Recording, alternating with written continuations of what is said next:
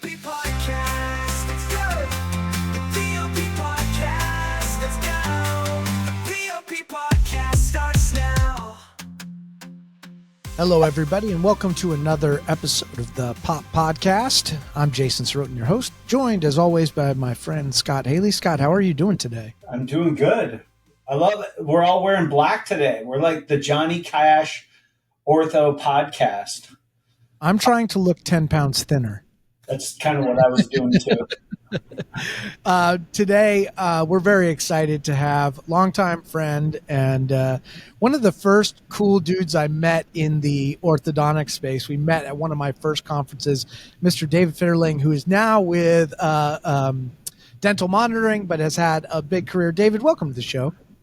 What's going on, everyone? Good to see you guys again. Yeah. David and I, our first conversation was about crypto, and we hit it off. And ever since then, we've had a great relationship. And David, take us through kind of your career. You have had kind of a lifelong dental ride. Yeah. Where to begin? So at a very young age, I realized I would never be a dentist because I couldn't sit still long enough to do a root canal. That said, my father practiced for just over 50 years in Southwest Missouri, was the first Invisalign dentist in the state of Missouri.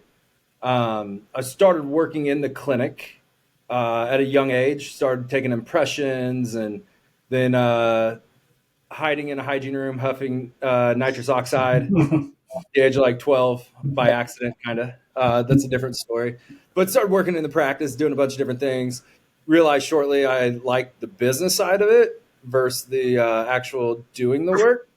So when my dad got certified in 2001 with Invisalign, I started learning ClinCheck and how to do it. Most orthos in the market didn't want any part of it, but we had patients that were asking. So I learned, case setup, case design, became a CE junkie, loved orthodontics, loved the way it flows. It's very quick. It's designed. There's a lot of mechanics, but there's also an art to it, and I have an artistic side as well. So in 2010, my father reached out to me and said, "Hey, there's an opening for a Invisalign territory rep in Kansas City. Would you be interested?" Said absolutely. So I made the phone call, got hired, went through hoops because I was a college dropout, and so they had to go to at the time Chris Pucko and get approval to hire me for not having a college degree, because you had to have, it was kind of a mandate that you had to have a college degree to be a sales rep at a line. So I think I was probably the first salesperson, territory manager they hired that didn't have a college degree.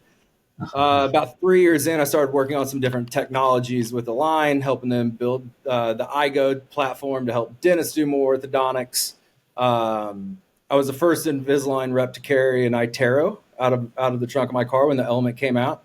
So they drop shipped one to me, and I started selling iTeros, and then developed the curriculum to help reps sell iTeros. And then I thought the world was going to change with in-house manufacturing. So I went to a company called Carbon 3D with a bunch of few Invisalign people at the time, and learned very quickly that in-house manufacturing is probably not going to go very far because of the post-processing components of it. So I worked on the manufacturing side of orthodontics. During that time, I started following DentalMonitoring. Thought the technology was incredible. However, they didn't have the AI component. Late 2018, they launched the AI component. And when I saw the AI, I was like, no brainer. This technology is absolutely incredible. So first part of 2019, I jumped ship and went to DentalMonitoring, and I've been at DentalMonitoring ever since. And for those who live in a cave, what is DentalMonitoring and what makes it so special? So people think dental monitoring is a remote monitoring platform that helps reduce unnecessary appointments in the clinic. But what we discovered in 2022 at the Orthopreneurs meeting in Denver, we collect hundreds and hundreds of data points for every time a patient takes a scan. So I started building out all these pivot tables of all the different data that comes in. Sat down with our co-founders at the time, Mark Van Wield and Philippe Salah, and built out what is now known as Insights. So we started looking at how do we actually take that data and make that data useful to the practice, to the doctor, to the staff, to the patients. 2 years ago, Insights won Innovative Technology of the Year. We've got a new version getting ready to roll out this fall. So to me, dental monitoring is a data platform that monitoring is the vehicle of to capture that data. And what's your job there, and what do you do on like a daily basis? Yeah, everyone's dying to know, Dave. How do I answer that? I always joke I might be the only person at DM that doesn't have a title. You don't have a title? I don't know. So I've done everything from I started off as sales rep, and then we divided the country into 2 territories, East and West Coast. So then I managed the all of the West Coast. And then I went into biz dev and started working on, because I realized I didn't really care to manage people all that much. Went on the biz dev side, working on integrations and working on, evolving the platform. From there, I started overseeing special markets, so networks, DSOs, OSOs, and managed that for about 1.5 years. And then again, I realized I don't like the managing side of things and the paperwork that really comes with it. So then I started. Now I do biz dev stuff. I help with different product releases, product launches. My latest that we've been working on is OBS monitoring, because we realize that's such a leaky bucket. It's probably the leakiest bucket where orthos pay a lot of money to bring patients in. Those patients come in and then they tell them they're not going to be ready for treatment. So taking dental monitoring and using it as more of like a CRM tool to where they can get patients on the platform, collect, $150, $200. Now that patient is tied to the clinic, and then they can use the monitoring to make sure the patient is ready for treatment at the exact time. So I work on that. We have some different things coming out that I can't talk about that we're working on. And then I manage a handful of special market accounts, i.e. P.O.P, and some OSO groups and what have you. Jack of all trade, master of none. Hey, from a college dropout and a jack of all trades, master of none, it's okay. It's all good. I'm the same way. My wife gives me a hard time because she says I know one thing and I know it very well, and that's the business of orthodontics. And outside of that, when I'm in conversations at dinner with other people, my mind is just like, whoop, I have no idea what you're talking about. If you want to talk about teeth and you want to talk about business in regards to orthodontics, I can talk for hours, as Scott knows. Yeah, I mean, we if we find ourselves in the car, I can dial David, and I can have a 3-hour conversation around ortho, and come out way better than I ended it. I learn a lot talking to him, and it's been fascinating. We're excited at P.O.P to partner with DM. So we're excited as well, and it's mutual, Scott. Every time I always take away a lot of pearls or nuggets.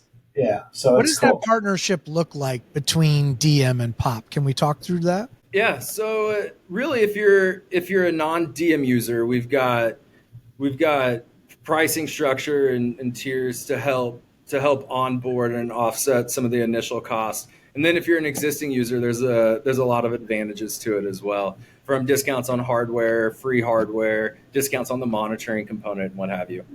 Yeah, that's really cool. And I think going back to the power of P.O.P, be it if it doesn't matter what technology you're using in the group. We have doctors in the group that are masters at DM, right? Or they're masters at various technologies. It's easy you're not doing it alone. You have colleagues in the group that can help guide you through some of those things. And like I said, at the end of the day, the power of P.O.P is the network effect amongst the doctors. Do you see dental monitoring in a lot of ways? Because that they were using AI before ChatGPT was out, right? So we actually have a ChatGPT OpenAI integration into our platform to send automated messages to patients. Pretty cool technology that nobody really knows about yet. Yeah. So, but you guys have been on the AI tip for a long time and have kind of been looked at as innovators. What is coming for practices? It's slow. A lot of them are slow integration, right, into technology, I'm imagining. How do you see the space changing over the next 5 years as really the choices of using AI and not AI it really becomes no choice. You have to. I like to refer to it as the Superman theory that I have. So you have Jonathan and Martha, I believe are their names, living in Nowheresville, Kansas. People are going to probably shame me for not Somerville, Kansas, or whatever. And all of a sudden, this Smallville. Smallville, yeah, this baby comes down, lands there, and they're like, "Oh my gosh, what are we going to do?" And they realize that he has these superpowers. And that's kind of like artificial intelligence, where if Superman would have landed in XY, South Chicago, who knows what, like he might have been a villain. But because of the hands that he was in, he became a great person and a great superhero. And that's kind of artificial intelligence, where it's not going to replace people, but it's going to make their life a lot easier. And if you do good with the AI, then you're going to get good out of it. And to me, that's really where dental monitoring is and where it's going. I think oftentimes people have this thought process that, oh, it's going to replace my job. And it's like, no, it's just going to make your life easier. I like to always say, every time a patient walks in your door, you know what they're coming in for, why they're coming in, and they're scheduled appropriately. I was just thinking about, the whole process of orthodontics is going to be drastically improved in favor of patient outcomes. And there are so many positives to it that they're going to be able to help more people, hopefully at a lower cost, which means that more people can have great teeth, and it becomes more in part of like, hey, it's just common. You go and get braces because now it's affordable for everyone. Is that a world that could happen? Yeah, I believe so. The cost of orthodontics just continues to rise, but the efficiency of the clinics is rising as well. So, at what point do we keep costs at a relative, but then we control our overhead at a different capacity? And, if we just keep raising our prices, like I'm a Gauge data freak. Love Gauge. Shout out Ryan and Team Gauge and Mary Beth for what you created. I look at Gauge almost every day. There's probably 20 doctors that I have access to their Gauge, and I look at the data regularly. And I was looking at a clinic on the East Coast, and they charge $8,500 for orthodontic treatment. But then you look at, the Midwest, and they charge, $6,200, $6,500. Yet insurance still is reimbursed at, $2,000, $2,500. And if we continue to just raise the price, we're going to price ourselves out of treating patients.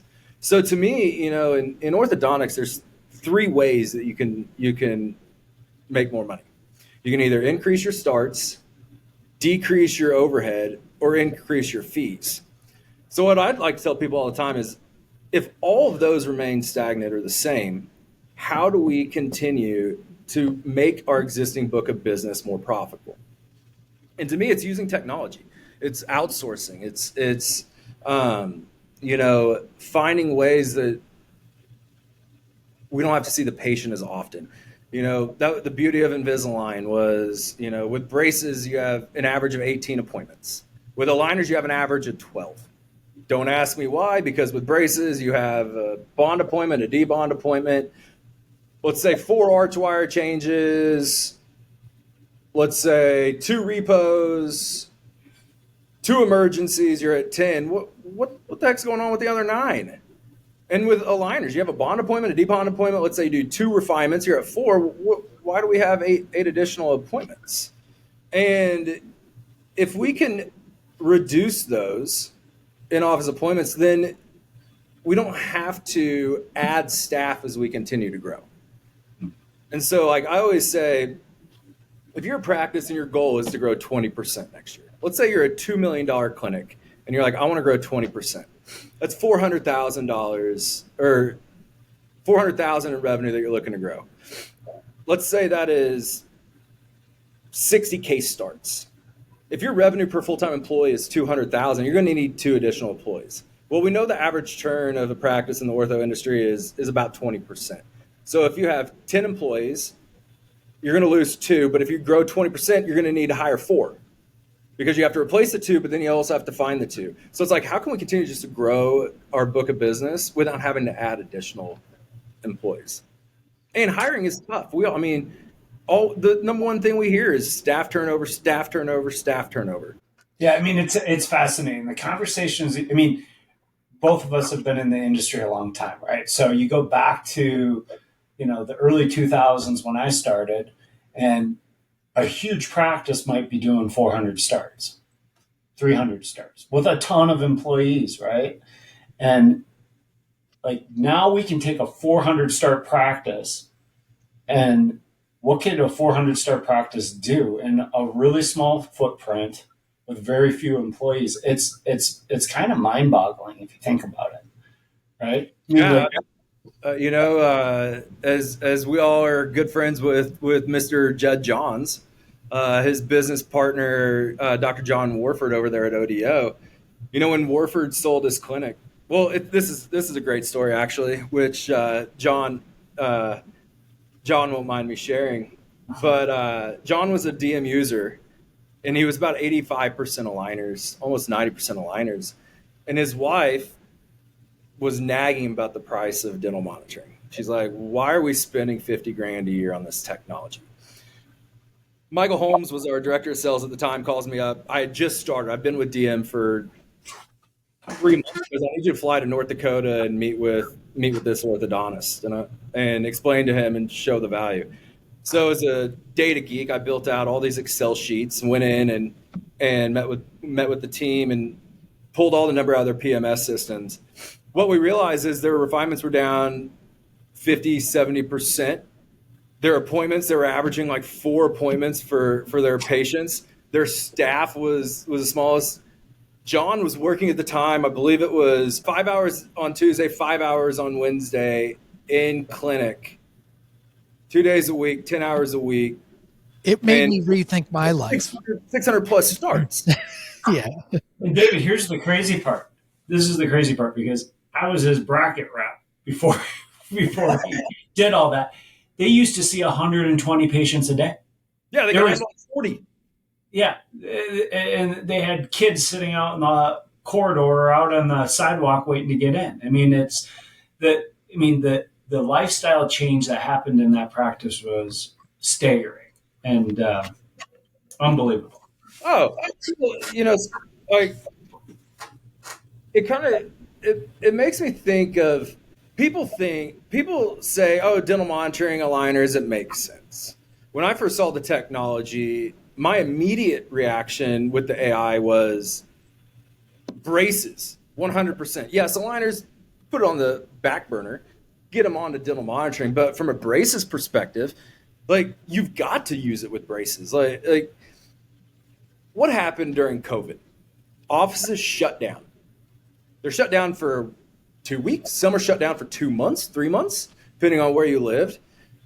The moment that clinic opened, their schedule was jam-packed with their braces patients. Why was that? Because they'd gone 6, 8, 10 weeks without being seen, and they needed to know what's going on. Do I have broken brackets, disengaged arch wires, X, Y, Z? And I think about it from the perspective of, if that was an emergency then, like why not treat life as your practice as like a constant emergency where if you're using the technology, then you have visibility to the patients all the time. So every time a patient walks in your door, you know what they're coming in for, why they're coming in, and they're scheduled appropriately. It's like, why wouldn't you want that? Why wouldn't you want that? Well, let's get into that because it's a good question. So now I'm going to, I love doing this. I'm going to play the devil's advocate, right? So obviously dental monitoring doesn't have 100% market share in the United States. So let's talk about what good looks like in a DM clinic. And let's talk about where people have trouble making the jump or, making the bridge.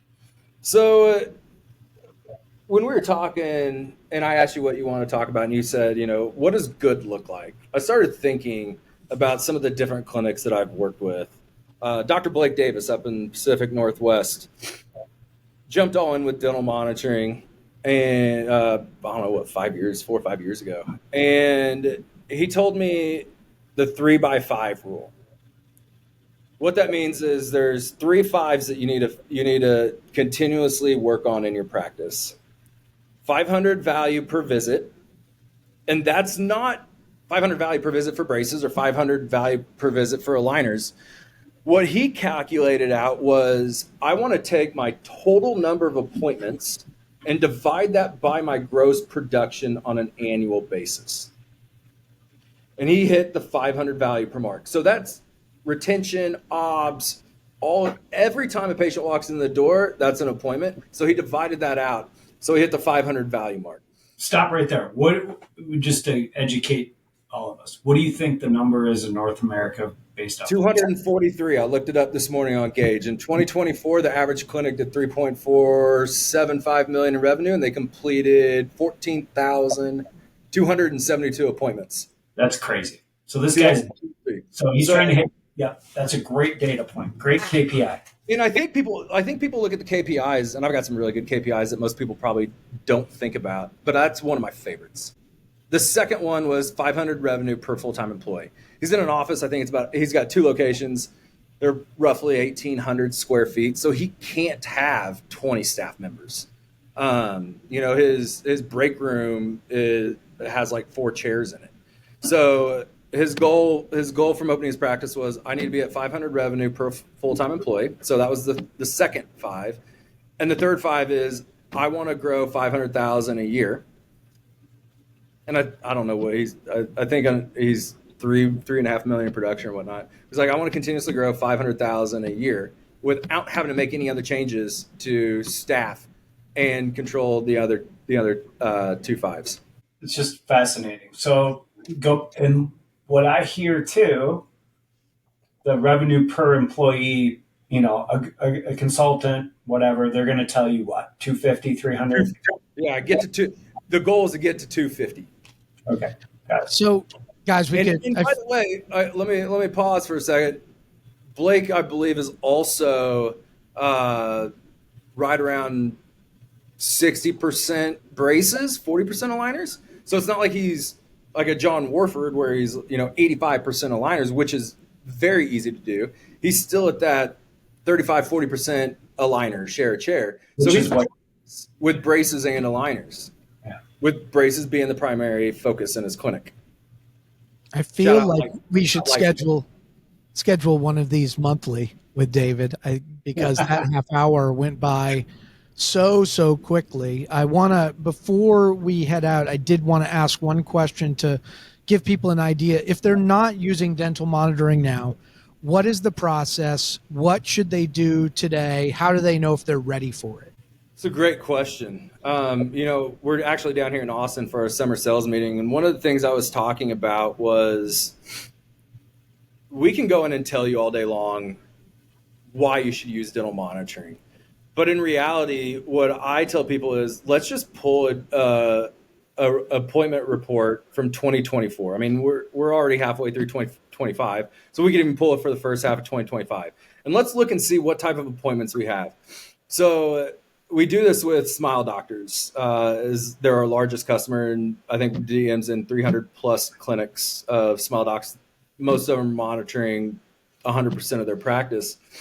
And we look at the data, and one other KPI that I really like diving into is, how do you take your completed appointments and divide that into your active patients? So that way you know how frequently are patients coming in. Gauge statistic is 0.92.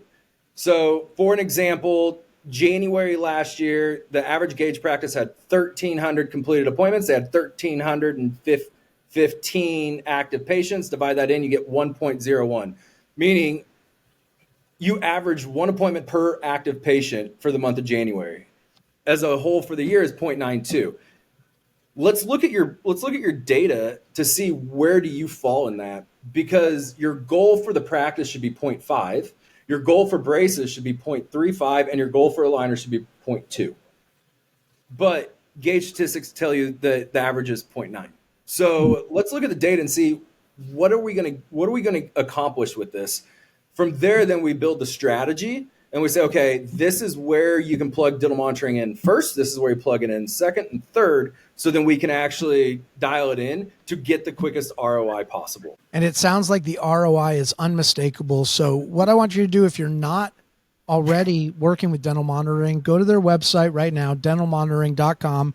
And if you want to talk to David, how can they reach you, David? I will give you my personal cell phone as long as you promise when you text me, you just say who it is. Because I get random texts with random numbers. Hey, could you look at this? Or hey, could you do this? And I'm like, oh, who is this? My cell phone is 816-308-2762. Or you can just email me at d.fitterling, Fitterling, at dental-monitoring.com. Just shoot me a text and say, hey, let's look at my practice and see if dental monitoring makes sense. Yeah. And it doesn't cost any money to do that. So make sure you hit up David and at least see what the possibilities are. Now, Scott, if people want to get involved with P.O.P and get special access to special things and join all the great practices that are involved, what do they need to do? It's really simple. You can go to our website, pop-ortho.com, schedule an intake call. Goes right to my Calendly. Then we visit for usually about 30 minutes. I give you the overview about the group, and then we're off and running. And so it's pretty simple. Doctors can also call my cell phone number, which is 651-301-9043. I don't want to be outdone by David by not sharing it. And same thing. If you text me, and we'll find some time to chat.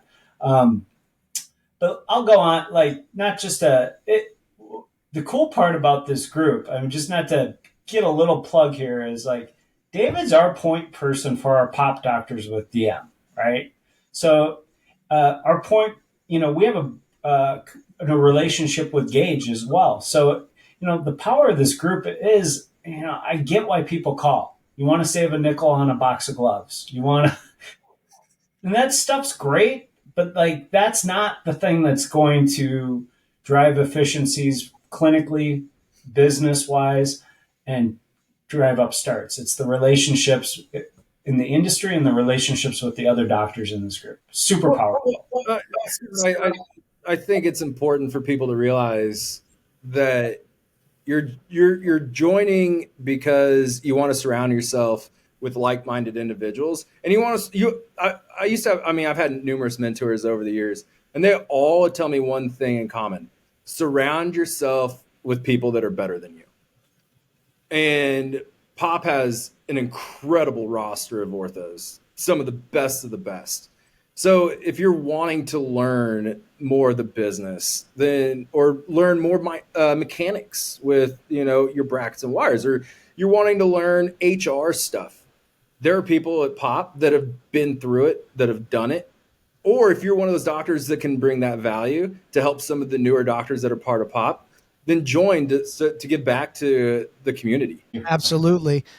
And I want to remind people, if you need marketing for your practice and you want a different data-driven approach, reach out to Brain Bites Creative. We offer free evaluations of your practice. You'll get to meet with Caroline Hosey, who is just a lovely person, and she's going to walk you through everything. We don't care if you work with us. We care that you have the data to make smart decisions. So once again, go to brainbitescreative.com. On behalf of the P.O.P team, the editorials, the people who put everything together, we thank you for watching, and we will see you next time. P.O.P.